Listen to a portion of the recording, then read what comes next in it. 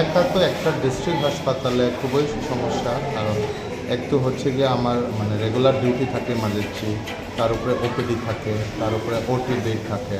তো একা তো এতগুলি সমস্যা সম্ভব না। তারপরে ওয়ার্ড থাকে, আমরা 2 বেলা রাউন্ড দিই, সকালে একবার আর আপনার বিকালের দিকে। তারপরে কল তো 24/7 থাকে।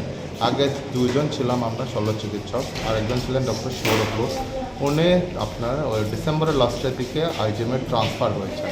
তারপরে থেকে তো মহা সমস্যার মধ্যে ভুগছি। যেমন আগে আমরা রেগুলারলি অপারেশনগুলি হতো, ওটি সাপ্তাহিক একদিন বৃহস্পতিবার। তো একা ওইটাও করাটা এখন একটু মুশকিল আর কি, কারণ একা তো সব দিকে সামলানি সমস্যা। তো এই বিষয়ে আপনি এএমএসকে জানিয়েছিলেন? হ্যাঁ, আমি এমএস স্যারের সাথে কথা বলেছি। অ্যাকচুয়ালি এখান থেকে যে মানে ডক্টর ট্রান্সফার হয়েছিল, ওনার পরিবর্তে আরেকজন দিয়েছিল আইজিএম থেকে, বা শুনতে পারলাম উনি জয়েন করেননি। হ্যাঁ, উনি জয়েন করেননি, তো ওইটার ব্যাপারে এমএসের সাথে কথা বলেছিলাম। এমএস ডিরেক্টরের কাছে বোধহয় চিঠি পাঠিয়েছে যে ডিউটিতে আপনার ওই হ্যাম্পার হচ্ছে, ওর জন্য যাতে আরেকজন শল্য চিকিৎসক দেওয়া হয়। চেঞ্জ করা হয়েছিল ওদের পোস্টিং। আইজিএমে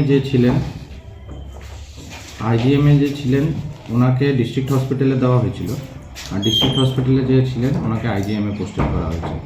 তো আমাদের যেনাকে দেওয়া হয়েছিল ওনার নাম ডক্টর চন্দন মল্লিক, বাট আজ পর্যন্ত উনি এখানে জয়েন করেননি। সেই ইনফরমেশনটা আমরা পাস করেছি ডিএইচএস লেভেলকে, সেটা জানিয়েছি।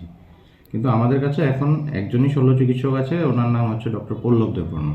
কিছুটা তো আমাদের একটু অসুবিধা হচ্ছে, কিন্তু ডিএইচএস লেভেল থেকে তো আমাদের আরেকটা হেল্পিং হ্যান্ড দিয়েছিল, চন্দন মল্লিককে দেওয়া হয়েছিল, বাট উনি জয়েন করেননি। তো সেটার জন্য আমরা একটু অসুবিধায় পড়ে গেছি। উনি আজ পর্যন্ত কোনো লেটারও আমাকে পাস অন করেননি, তার কারণ জানায় উনি জয়েন করেননি।